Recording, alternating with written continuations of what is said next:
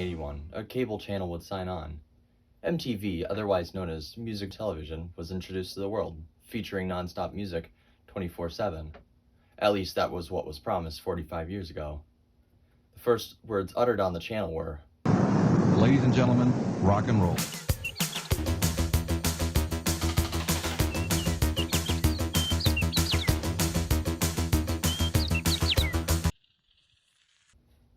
Cable television was not a new concept to many, existing since the late 40s, now used around the world. But subscription-based television may not have caught the attention of many at first, with prices higher than people could afford. In the birth of this newer decade of the 80s came MTV.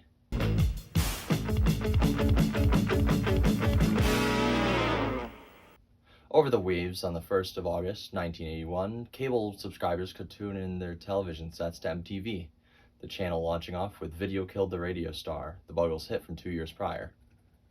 The idea of a music video is not by any means a new concept to music artists. Prior to the channel's broadcast, music videos were more of a promotional material to customers than an art form of its own. MTV was introduced as a channel aimed at a young adult audience to promote this music, but the channel also wanted to entertain and show off. It operated as a visual radio station featuring video jockeys similar to radio hosts, airing the top hits. The channel featured artists such as Pat Benatar, REO Speedwagon, and Rod Stewart. But the channel didn't seem to work initially. They didn't have a market. No one was buying into it.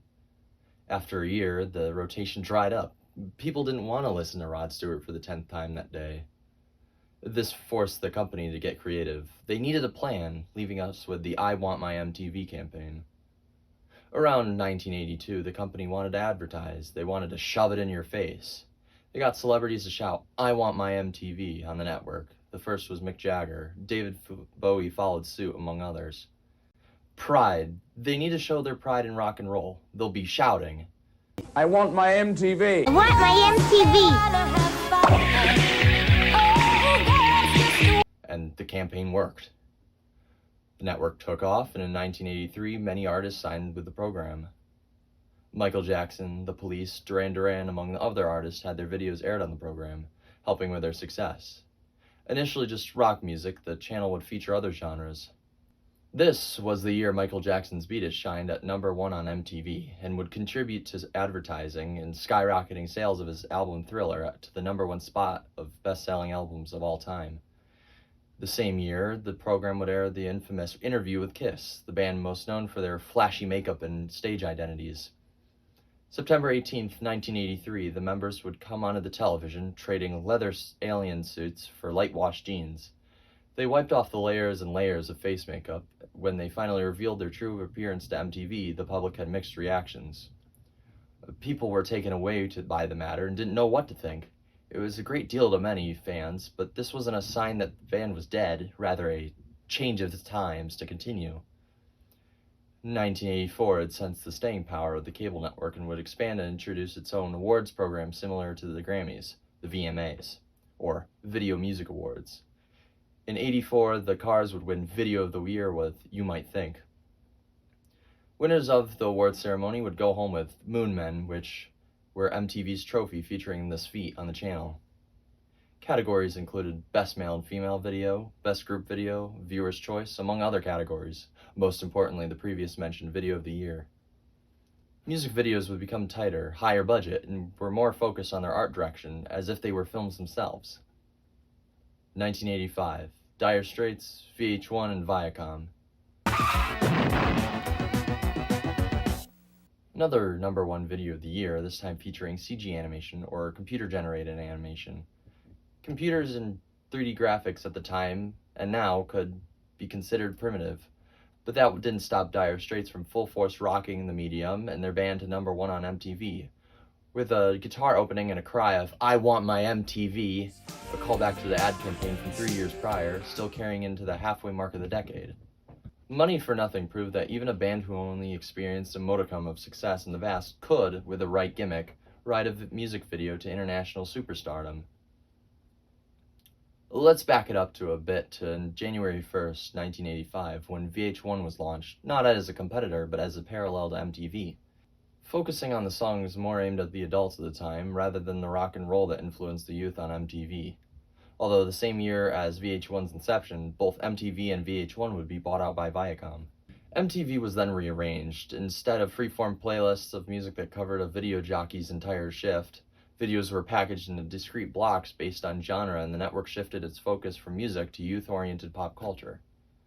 Speaking of 80s pop culture musically, it can largely be traced back to MTV.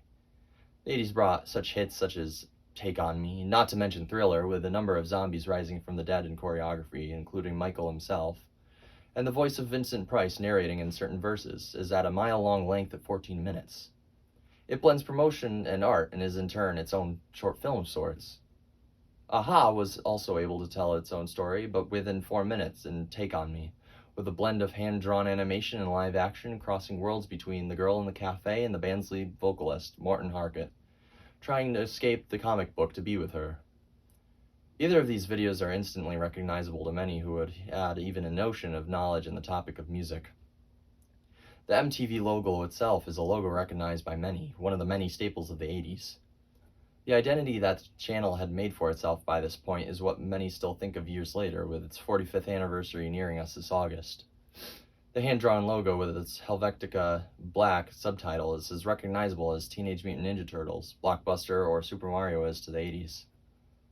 MTV is one of the many things in entertainment that had an iron grip on what is rendered as totally 80s.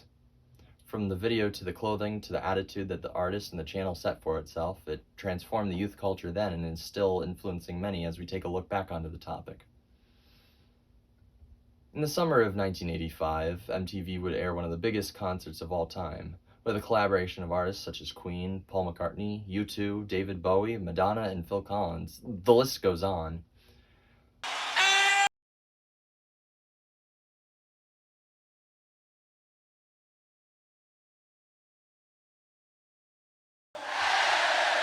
Live Aid was held in both Wembley and JFK Stadium and broadcast to the world, raising money for aiding the ongoing Ethiopian famine at the time.